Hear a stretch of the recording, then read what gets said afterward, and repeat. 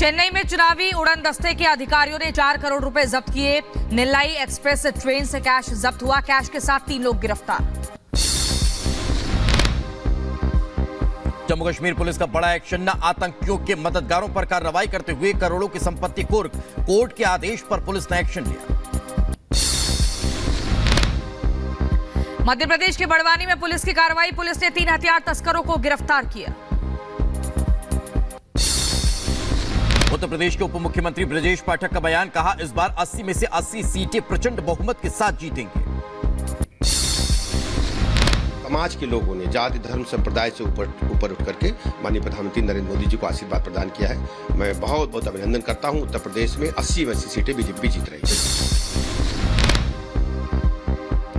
PM Modi की rally को लेकर बोले सम्राट चौधरी। कहा, बिहार में डबल इंजन की सरकार, ये बिहार का सौभाग्य। 40 की 40 सीटों पर जीत का दावा किया। लालू के खिलाफ गिरफ्तारी वारंट जारी होने पर बोले सम्राट चौधरी। कहा, यह एक सामान्य प्रक्रिया का हिस्सा। अगर कोई निर्दोष है तो डरने की जरूरत नहीं।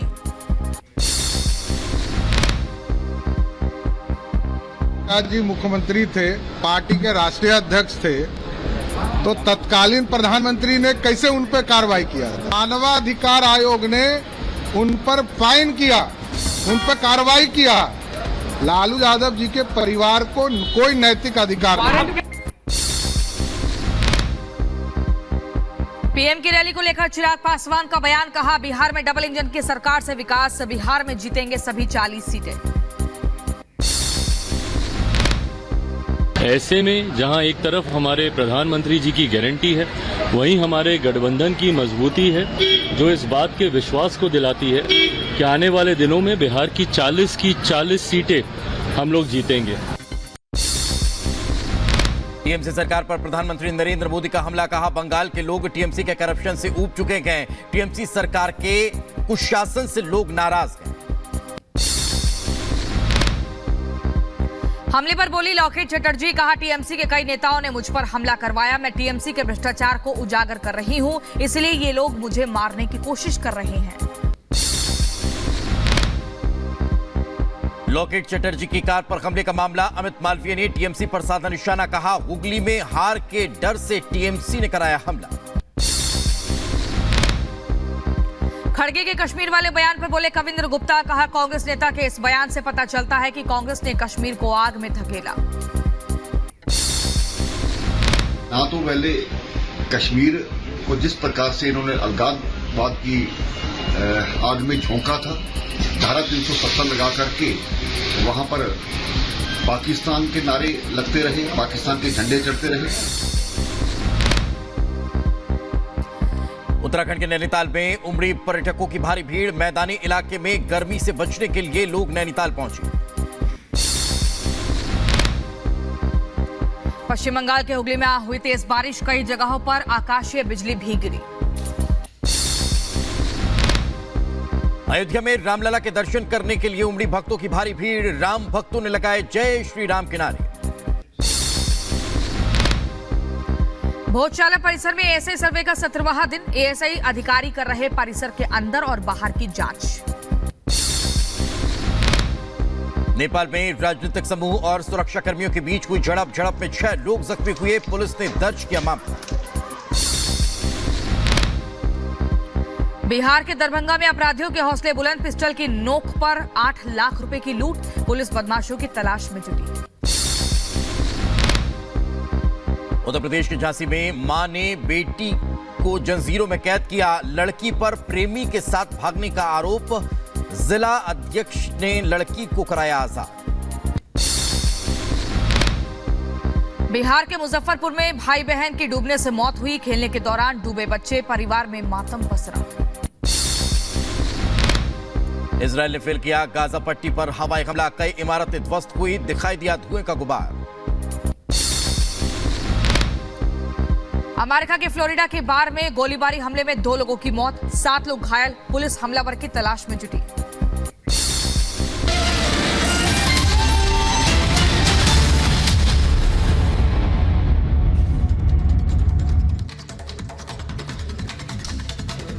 और आम आदमी पार्टी पर भ्रष्टाचार को लेके भारतीय जनता पार्टी लगातार हमलावर है। अब भारतीय जनता पार्टी का आम आदमी पार्टी के खिलाफ प्रदर्शन एक बार फिर सामने आ रहा है। दिल्ली में दरअसल प्रदर्शन किया जा रहा है। शराब से शीश महल अभियान की शुरुआत की गई है। आम आदमी पार्टी के खिलाफ बीजेपी ने हल्ला बोल दिया है और यही वजह है कि अब अभियान की शुरुआत की गई है। इस नए अभियान की शुरुआत की गई जिसका नाम है शराब से शीश महल अभियान। शराब घोटाले को लेकर बीजेपी का यह प्रदर्शन जारी है। अरविंद केजरीवाल के भ्रष्टाचार का मॉडल दिखा रहे हैं। वो राजमहल जिसमें अरविंद केजरीवाल रहते हैं, जनता की गाड़ी कमाई का लूट का पैसा है। दिल्ली की जनता लाल किला देख सकती है, कुतुब मीनार देख सकती है, अक्षरधाम मंदिर देख सकती है, लोटस टेम्पल देख सकती है, कर्तव्य पथ देख सकती है, लेकिन अपने मुख्यमंत्री के भ्रष्टाचार का महल नहीं देख सकती, क्योंकि दिल्ली की जनता वहां अंदर जा नहीं सकती। दिखाए ना अरविंद केजरीवाल की कैसे मैंने आपको लूट के इतना बड़ा राजमहल बनाया है। हिम्मत अरविंद केजरीवाल में? दिल्ली की जनता को लूटने का काम अरविंद केजरीवाल ने किया। इसलिए हमने कहा ये शराब से शीश महल तक की जो कहानी है, ये दिल्ली के भ्रष्टाचार की कहानी है, जिसके दोषी अरविंद केजरीवाल है।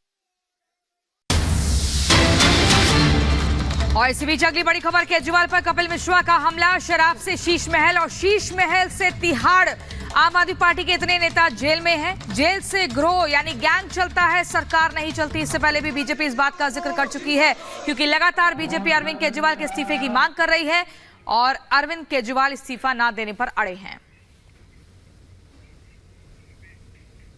कपिल मिश्रा जी, एक तरफ आम आदमी पार्टी उपवास कर रही है तो दूसरी तरफ आप लोग यहाँ पे प्रोटेस्ट करते हुए नजर आ रहे हैं। शराब घोटाले से लेकर शीश महल तक को उजागर आपके द्वारा किया गया है। यहाँ शीश महल का एक ढांचा भी बनाया गया है, क्या कहेंगे आप? केजरीवाल की इतनी कहानी है, शराब से शीश महल और शीश महल से तिहाड़। और ये एक दिन का उपवास जो आम आदमी पार्टी के लोग कर रहे हैं, इससे उनका पश्चाताप होने नहीं वाला। पूरे जीवन भर भी उपवास करेंगे तो भी इतने पाप किए हैं कि पश्चाताप नहीं हो पाएगा। ये जो पाप है उसके कारण आज मुख्यमंत्री जेल में, उप मुख्यमंत्री जेल में है, विधायक जेल में है, मंत्री जेल में है और ये दिल्ली की जनता को न्याय मिलना शुरू हो चुका है। आज लोग यहाँ पे क्रेज है, शीश महल के साथ लोग सेल्फी ले रहे हैं। ये बोतल में डूबे हुए मनीष सिसोदिया और केजरीवाल के जो पोस्टर लगे हैं, ये सच्चाई है। सरकार शराब में डूब चुकी थी और उसी का ये हर्ष है, उसी का ये परिणाम है। लेकिन आम आदमी पार्टी तो वहां पर ये कह रही है कि जो अरविंद केजरीवाल है उनको गलत तरीके से ईडी ने जेल में डाला हुआ है, इसके कारण उन्होंने एक दिन का उपवास रखा है पूरे देश भर। किसी चोर ने खुद को चोर माना है क्या? किसी चोर ने कभी कहा है कि मैं चोर हूं? आम आदमी पार्टी अपराधी पक्ष के साथ खड़ी है। उनकी विश्वसनीयता पर क्या भरोसा किया जाएगा? वो तो सत्येंद्र जैन के बारे में भी बोलते थे, उससे पहले जितेंद्र तोमर के बारे में भी बोलते थे। एक एक करके सब अपने अपने अपराधों में कन्विक्ट हुए हैं। आज वही भाषा केजरीवाल के लिए इस्तेमाल हो रही है। लेकिन मैं आपको ये बात बताना चाहता हूँ, मुख्यमंत्री अपराधों के कारण जेल में है और ज्यादा दिन इस कुर्सी पर रह नहीं पाएंगे। इस्तीफा उन्हें देना पड़ेगा। लेकिन वो तो कह रहे हैं कि हम जेल से ही चलाएंगे सरकार। जेल से गिरोह चलते हैं, जेल से सरकारें नहीं चलती हैं। ये उनकी गलतफहमी है। पहले वो कहते थे कि हम गिरफ्तार ही नहीं होंगे, आज वो गिरफ्तार हुए अपने पापों के कारण। अब वो कह रहे हैं कि मैं इस्तीफा नहीं दूंगा। मैं ये कह रहा हूं कि भारतीय जनता पार्टी का कार्यकर्ता तब तक चैन से बैठेगा ही नहीं जब तक इस्तीफा ले नहीं लेंगे। इस्तीफा हम लेकर रहेंगे। लेकिन संजय सिंह के जेल से बाहर आते ही उनका हौसला काफी बुलंद हो गया। कह रहे हैं कि अब धीमे धीमे करके सच्चाई सामने आ रही है। देखिए, संजय सिंह जी जब से बाहर आए हैं तब से आम आदमी पार्टी के पैर में कुल्हाड़ी मारने का काम कर रहे हैं। मैं तो उनका अभिनंदन करना चाहता हूं। उन्होंने जेल से बाहर आते ही मान लिया कि घोटाला हुआ है। आम आदमी पार्टी के पहले नेता हैं जिसने ये मान लिया कि शराब घोटाला हुआ है, लेकिन इसने नहीं किया, इसने किया है। किसने किया ये जांच कोर्ट कर रहा है, लेकिन घोटाला हुआ ये उन्होंने बाहर आते ही मान लिया। और इसी बीच एक और बड़ी खबर पहले आपको बता देते हैं। हमारे साथ हमारे सहयोगी लोमस भी जुड़े हुए हैं। उससे पहले ये बड़ी खबर का रुख कर लेते हैं। जंतर मंतर पर आम आदमी पार्टी का प्रदर्शन भी देखने को मिल रहा है। केजरीवाल की गिरफ्तारी के खिलाफ अनशन पर आम आदमी पार्टी के नेता और कार्यकर्ता बैठ गए हैं। आपको जानकारी दें कि अनशन की शुरुआत आखिर कब और कैसे हुई, लेकिन उससे इतर आज आम आदमी पार्टी के नेता और कार्यकर्ता इस वक्त अनशन कर रहे हैं। ये बीजेपी भी कहती नजर आ रही है। अरविंद केजरीवाल जी की गिरफ्तारी को लेकर पूरी दिल्ली में, पूरे देश में बहुत रोष है। आज आप दिल्ली के किसी भी हिस्से में जाइए, लोग रोक रोक कर पूछ रहे हैं केजरीवाल कब बाहर आएंगे, केजरीवाल कब जेल से रिहा होंगे, केजरीवाल कब बाहर आएंगे। क्यों? क्योंकि दिल्ली के लोग अरविंद केजरीवाल से प्यार करते हैं। दिल्ली के लोग अरविंद केजरीवाल को सिर्फ एक मुख्यमंत्री नहीं मानते, वो उनको अपना बेटा मानते हैं, अपना भाई मानते हैं। वो व्यक्ति जिन्होंने उनके बच्चों को अच्छा स्कूल दिया, उनको अच्छा इलाज दिया, 24 घंटे बिजली दी, 0 बिजली का बिल दिया। तो इसलिए दिल्ली के सभी लोग और देश भर के अलग अलग हिस्सों में लोग अरविंद केजरीवाल की रिहाई चाहते हैं। और लोमस इस वक्त हमारे साथ जुड़े हुए हैं। लोमस, आम आदमी पार्टी प्रदर्शन कर रही है, भारतीय जनता पार्टी के नेता सड़कों पर हैं। अगर ये कहें कि दोनों तरफ से इस मामले पर राजनीति हो रही है तो गलत नहीं है? बिल्कुल आपने सही कहा। एक तरफ जहां आम आदमी पार्टी केजरीवाल के जेल में जाने को लेकर के वहां पे अनशन पे बैठी है, तो दूसरी तरफ जहां दिल्ली बीजेपी सीपी में अपना प्रोटेस्ट कर रही है, आम आदमी पार्टी के जो भ्रष्टाचार को लेकर के लगातार ही जिस तरीके से तमाम कार्यक्रम चलाए जा रहे हैं उसको लेकर के यहां पर प्रोटेस्ट करते हुए दिख रहे हैं। या शराब नीति हो या फिर शीश महल का पूरी तरीके से भ्रष्टाचार में लिपटा हुआ आम आदमी पार्टी हो, साफ तौर पर आप जी बंगाल की धरती के सपूत और कश्मीर में जाकर भारत की एकता और अखंडता के लिए प्राण देते हैं। और हम नारा देते हैं, जहां हुए बलिदान मुखर्जी वो कश्मीर हमारा है। और फिर श्यामा प्रसाद मुखर्जी जी की जो संकल्प था, जो शपथ थी, उसे पूरा करने के लिए गुजरात की धरती से उठे हुए वहां के सबूत प्रधानमंत्री श्री नरेंद्र मोदी जी जब प्रधानमंत्री बनते हैं तो वो उस शपथ को पूरी करते हैं। ये है नेशनल इंटीग्रेशन, कि एक पूरब से शुरू हुआ नेतृत्व संकल्प लेता है, प्राण देता है, और देश के पश्चिमी छोर से खड़ा हुआ नेतृत्व उस संकल्प को पूरा करता है। और आप सबको याद होगा कि जिस समय धारा 370 पारित की जा रही थी, उस समय गृह मंत्री अमित शाह जी ने क्या बोला था? उन्होंने, क्योंकि हमारा पूरा नारा था कि जहां हुए बलिदान मुखर्जी वो कश्मीर हमारा है, और जो कश्मीर हमारा है वो सारा का सारा है। तो अमित शाह जी ने क्या बोला था कि क्या उस वाले को भूल जाएंगे पीओके के? अरे जान लड़ा देंगे उसके लिए। ये है हमारी सोच। और उनकी सोच जानते क्या है? उनकी सोच ये है कि सिर्फ 370 अलग ही नहीं है, तो नंबर भी भूल जाते हैं। मुंह से 371 निकल जाता है। मुझे लगता है शायद अब उन्हें 370 से डर लगने लगा होगा। जयराम रमेश जी कहते हैं this is slip of tongue. नहीं, स्लिप ऑफ टंग नहीं है।